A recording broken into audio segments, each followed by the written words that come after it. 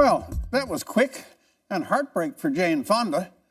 4 days into his presidency, Donald Trump gives a yes to the Keystone Pipeline, overturning a decision his predecessor, Obama, stalled for over 7 years before saying no.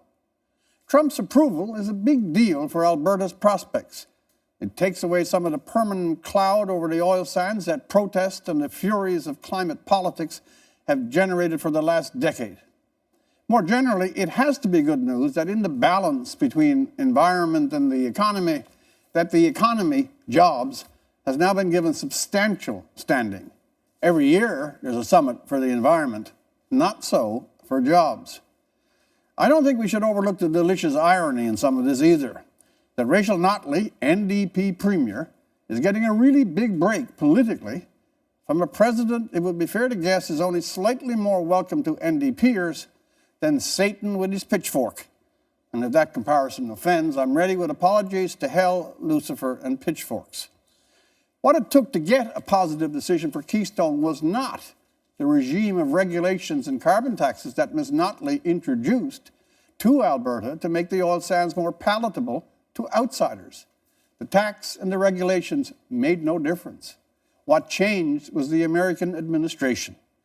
The advent of Donald Trump, not the carbon tax, was the game changer. For it is a rule that the oil sands cannot be made attractive to those who oppose them. They function as a symbolic villain for all that is wrong with a fossil fuel world, and will remain so, regardless of the Alberta government's efforts to dress them up to appease their opponents. For Mr. Trudeau, it's a mixed boon.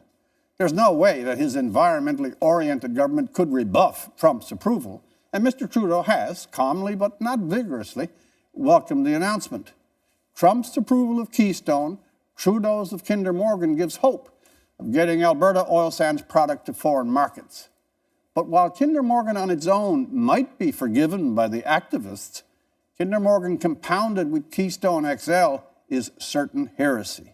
That is, to those who are emphatically opposed both to the oil sands itself and any project that would move the oil.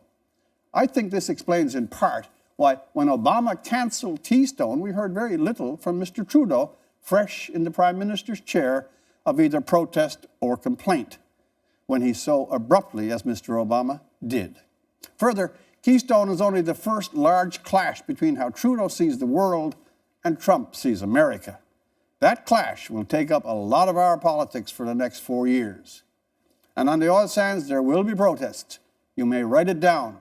The Trump administration will be one long carnival of protests for climate activists.